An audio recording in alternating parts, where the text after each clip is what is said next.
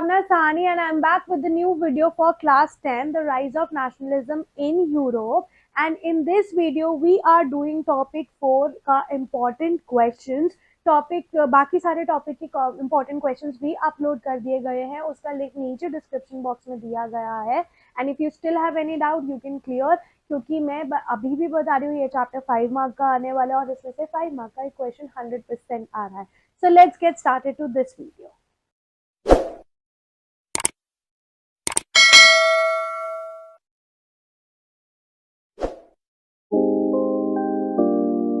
Four के important questions हम कर रहे हैं. I am again reminding you, board में इसमें से एक 5 मार्कर पक्का आने वाला है. एंड टॉपिक 4 सबसे मोस्ट इम्पोर्टेंट टॉपिक है. टॉपिक 4, 5 एंड 6 बहुत इंपॉर्टेंट टॉपिक्स हैं. तो आ तो किसी में भी सकता है, बट ये 3 टॉपिक्स तो बिल्कुल ही अच्छे से करके जाने हैं. सो टॉपिक 4 है making of Germany and Italy. तो obviously unification of Germany, Italy और ब्रिटेन के बारे में हम पढ़ने वाले हैं.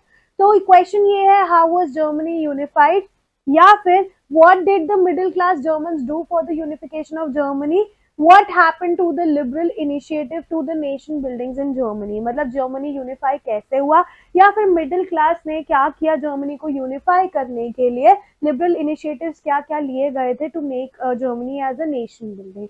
तो सबसे पहले आपने ये बताना है कि नेशनलिस्ट फीलिंग को स्प्रेड किया गया. क्या बताना है? पूरे जर्मनी में मिडिल क्लास ने नेशनलिस्ट फीलिंग को स्प्रेड किया और उन्होंने अलग अलग रीजन्स जो हैं जर्मन के, उनको यूनाइट करने की कोशिश करी 1848 में. And they wanted to make it into a nation state by making an elected parliament. Elected parliament बना के उन्होंने जर्मन के अलग अलग रीजन्स को यूनिफाई करने की कोशिश करी. तो जर्मन्स ने क्या किया, जर्मन्स ने जितने भी मोनार्की और मिलिट्री के कंबाइंड फोर्सेस थे उनको सप्रेस करने की कोशिश करी.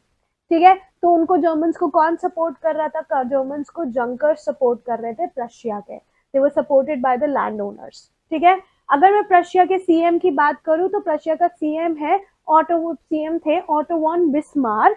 ठीक है, and he was the architect of a process to unite Germany. मतलब उन्होंने प्रॉपर प्लानिंग करी थी टू यूनाइट जर्मनी. ठीक है, एंड उन्होंने ही took the help of Prussian army. उन्होंने प्रशियन आर्मी की हेल्प ली, ब्यूरोक्रेसी की हेल्प करी और 7 ईयर्स में टोटल 3 वॉर्स हुए थे.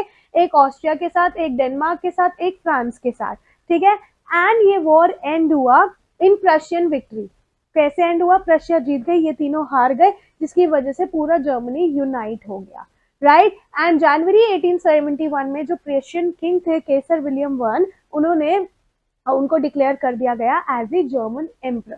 ठीक है, अब इसके इफेक्ट्स क्या थे ये ध्यान से देखो. इफेक्ट्स थे कि Prussian measures and practices become the model for the rest of the Germany.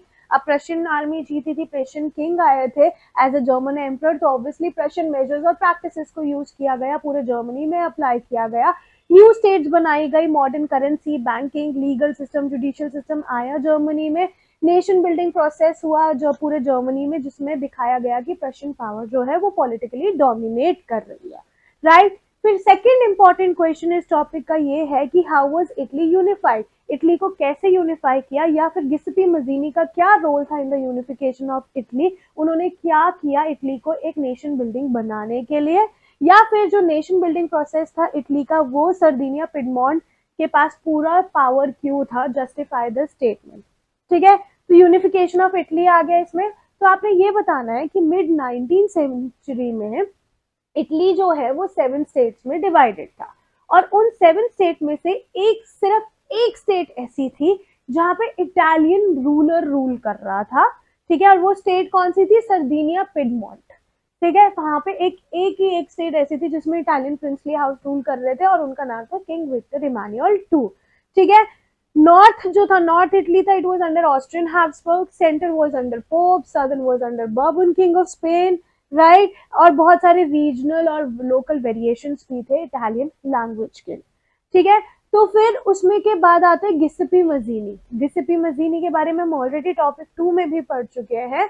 And उनका एम था इटली को एक यूनाइटेड नेशन बनाने का. उन्होंने एक सीक्रेट सोसाइटी बनाई थी, यंग इटली इन मार्सलेस, ताकि वो इटली को यूनाइट कर सके. ठीक है, 2 रेवोल्यूशनरीज हुई थी 1831 में और 1848 में, पर दोनों की दोनों फेल हो गई थी. और सारी की सारी रिस्पॉन्सिबिलिटी कौन से किंग के ऊपर थी? सर्दिनिया पिडमोंट के ऊपर थी पूरे इटली को यूनाइट करने की, because he was the only Italian princely house who was ruling only on one state. ठीक है, तो जो अगर इटली यूनिफाई हो जाती तो उन्हें लग रहा था बहुत ही ज्यादा इकोनॉमिक डेवलपमेंट और पॉलिटिकल डोमिनेंस हो जाएगा। ठीक है, तो गिसेपी मजीनी का ये रोल था। गिसेपी मजीनी के रोल के बाद आपने केवियर का रोल बताना है। Cavour is known as the real maker of Italy.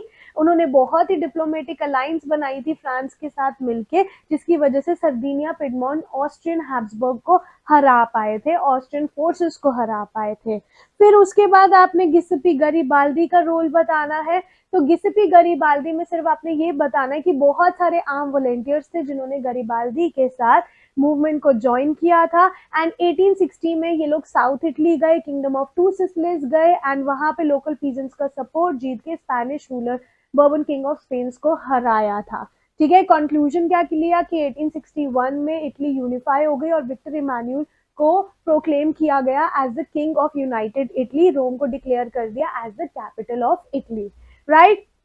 फिर नेक्स्ट आता है explain the strange case of Britain. Last question from this topic, explain the strange case of Britain. और इसमें ये बताया है कि 18th सेंचुरी से पहले कोई ब्रिटिश नेशन नहीं था इन स्कॉटलैंड।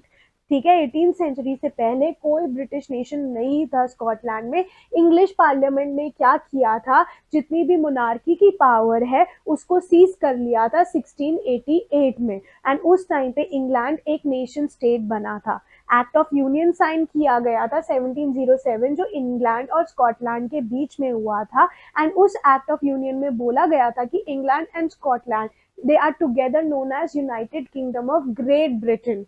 ठीक है, इंग्लिश ने क्या किया, इंग्लिश पीपल ने, इंग्लैंड ने स्कॉटलैंड के ऊपर अपनी पावर को इन्फ्लुएंस किया। ठीक है, ब्रिटिश पार्लियामेंट बनाई जिसमें इंग्लैंड के मेंबर्स मेजोरिटी में थे। So that is why they started dominating over Scotland, and Scotland जो था वो इंग्लैंड के अंडर आ गया। क्लियर। फिर आता है एक आयरलैंड का केस। आयरलैंड में क्रिश्चियन के कम्युनिटीज थी, कैथोलिक्स एंड प्रोटेस्टेंट। अब इंग्लैंड ने क्या किया, पहले इंग्लैंड ने स्कॉटलैंड को अपने अंडर किया, फिर उसके बाद वो आयरलैंड जाते हैं, आयरलैंड में जाके प्रोटेस्टेंट्स की हेल्प करते हैं और कैथोलिक को सप्रेस करते हैं एंड उनको रूल करना शुरू कर देते हैं और धीरे धीरे पूरा आयरलैंड भी अपने अंडर कर लेते हैं। नाउ 1801 में उन्होंने क्या किया, आयरलैंड को भी यूके के अंडर कर दिया। अब यूके के अंडर क्या हो गया, यूके के अंदर इंग्लैंड तो था ही था, स्कॉटलैंड भी कर दिया उन्होंने, स्कॉटलैंड के साथ साथ आयरलैंड भी कर दिया उन्होंने। ठीक है, एंड उन्होंने England, Scotland, Ireland became the new Britain.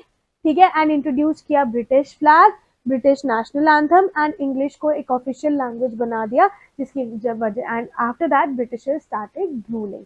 So this was the 3 important question from topic 4, right? And topic 5 और 6 के वीडियोस भी अपलोड होने वाले हैं। बाकी सारे टॉपिक के क्वेश्चन आंसर्स का लिंक नीचे डिस्क्रिप्शन बॉक्स में दिया गया है। And if you like my video, do not forget to subscribe my channel, do not forget to ring the bell icon for the notification of my upcoming video. And if you have any doubt, you can reach us out on Instagram, Facebook or Telegram or on the number given below. I have all the details of the boards, right? Important question answers, MCQs, sample papers. अगर आप लोगों को कुछ भी चाहिए, you can reach us out on the number which is given below. So I will be meeting you guys super soon in my next video. Bye bye everyone. 4 के important questions हम कर रहे हैं. I'm again reminding you, board में इसमें से एक 5 marker पक्का आने वाला है एंड टॉपिक 4 सबसे मोस्ट इम्पॉर्टेंट टॉपिक है। टॉपिक 4, 5 एंड 6 बहुत इंपॉर्टेंट टॉपिक्स हैं, तो आ तो किसी में भी सकता है, बट ये 3 टॉपिक्स तो बिल्कुल ही अच्छे से करके जाने हैं। सो टॉपिक 4 है making of Germany and Italy. तो obviously unification of Germany, Italy और ब्रिटेन के बारे में हम पढ़ने वाले हैं। तो क्वेश्चन ये है, हाउ वाज जर्मनी यूनिफाइड, या फिर what did the middle class Germans do for the unification of Germany, What happened to the liberal initiative to the nation buildings in Germany? मतलब जर्मनी यूनिफाई कैसे हुआ, या फिर middle class ने क्या किया जर्मनी को यूनिफाई करने के लिए, लिबरल इनिशिएटिव्स क्या क्या लिए गए थे to make Germany as a nation building. तो सबसे पहले आपने ये बताना है कि नेशनलिस्ट फीलिंग को स्प्रेड किया गया। क्या बताना है, पूरे जर्मनी में मिडिल क्लास ने नेशनलिस्ट फीलिंग को स्प्रेड किया और उन्होंने अलग अलग रीजन्स जो हैं जर्मन के, उनको यूनाइट करने की कोशिश करी 1848 में, and they wanted to make it into a nation state by making an elected parliament बना के उन्होंने जर्मन के अलग अलग रीजन्स को यूनिफाई करने की कोशिश करी। तो जर्मन्स ने क्या किया, जर्मन्स ने जितने भी मोनार्की और मिलिट्री के कंबाइंड फोर्सेस थे उनको सप्रेस करने की कोशिश करी।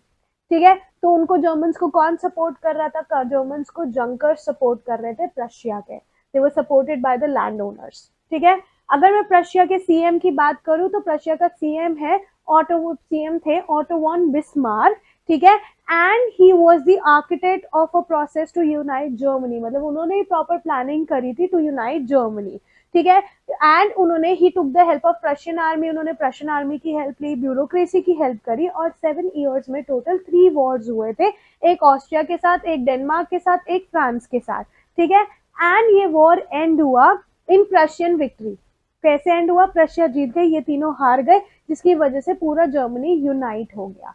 राइट, एंड जनवरी 1871 में जो प्रशियन किंग थे केसर विलियम वन, उन्होंने उनको डिक्लेयर कर दिया गया एज ए जर्मन एम्परर। ठीक है, अब इसके इफेक्ट्स क्या थे ये ध्यान से देखो। इफेक्ट्स थे कि Prussian measures and practices become the model for the rest of the Germany. अब प्रशियन आर्मी जीती थी, प्रशियन किंग आए थे एज अ जर्मन एम्परर, तो ऑब्वियसली प्रशियन मेजर्स और प्रैक्टिसेस को यूज किया गया, पूरे जर्मनी में अप्लाई किया गया। न्यू स्टेट्स बनाई गई, modern currency, banking, legal system, judicial system आया जर्मनी में। नेशन बिल्डिंग प्रोसेस हुआ जो पूरे जर्मनी में, जिसमें दिखाया गया कि प्रशियन पावर जो है वो पॉलिटिकली डोमिनेट कर रही है। राइट, फिर सेकंड इंपॉर्टेंट क्वेश्चन इस टॉपिक का ये है कि how was Italy unified, Italy को कैसे यूनिफाई किया, या फिर गिस्पी मजीनी का क्या रोल था in the unification of Italy, उन्होंने क्या किया इटली को एक नेशन बिल्डिंग बनाने के लिए, या फिर जो नेशन बिल्डिंग प्रोसेस था इटली का वो सर्दिनिया पिडमॉन्ट के पास पूरा पावर क्यों था, जस्टिफाई द स्टेटमेंट। ठीक है, तो यूनिफिकेशन ऑफ इटली आ गया इसमें। तो आपने ये बताना है कि मिड 19th सेंचुरी में इटली जो है वो 7 स्टेट्स में डिवाइडेड था, और उन 7 स्टेट में से सिर्फ एक स्टेट ऐसी थी जहां पे इटालियन रूलर रूल कर रहा था। ठीक है, और वो स्टेट कौन सी थी, सर्दिनिया पिडमॉन्ट। ठीक है, वहां पे एक स्टेट ऐसी थी जिसमें इटालियन प्रिंसली हाउस रूल कर रहे थे, और उनका नाम था किंग विक्टर इमानुएल टू। ठीक है, नॉर्थ जो था, नॉर्थ इटली था, it was under Austrian Habsburg, centre was under pope, southern was under bourbon king of Spain. Right, और बहुत सारे रीजनल और लोकल वेरिएशंस भी थे इटालियन लैंग्वेज के। ठीक है, तो फिर उसमें के बाद आते हैं गिस्पी मजीनी। गिस्पी मजीनी के बारे में हम ऑलरेडी टॉपिक 2 में भी पढ़ चुके हैं, एंड उनका एम था इटली को एक यूनाइटेड नेशन बनाने का। उन्होंने एक सीक्रेट सोसाइटी बनाई थी, यंग इटली इन मार्सलेस, ताकि वो इटली को यूनाइट कर सके। ठीक है, 2 रेवोल्यूशनरीज हुई थी 1831 में और 1848 में, पर दोनों की दोनों फेल हो गई थी।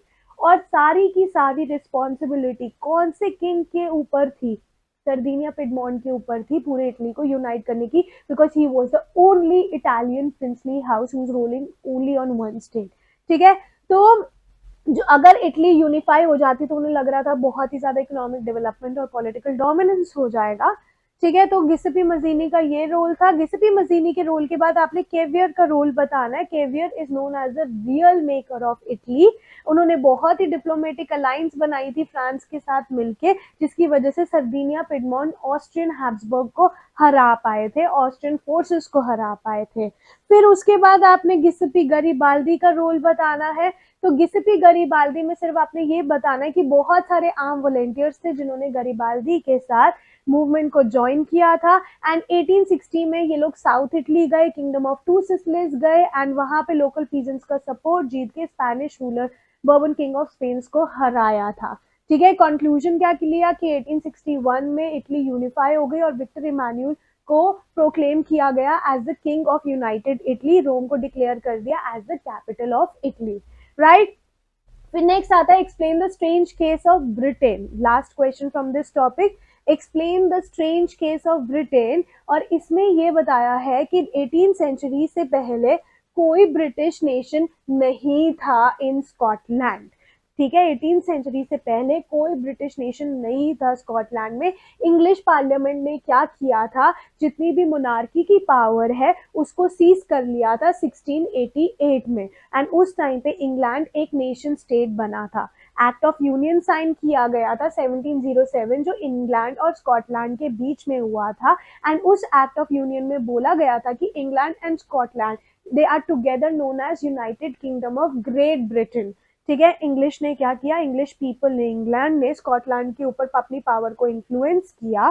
ठीक है, ब्रिटिश पार्लियामेंट बनाई जिसमें इंग्लैंड के मेंबर्स मेजोरिटी में थे, so that is why they started dominating over Scotland, and Scotland जो था वो इंग्लैंड के अंडर आ गया।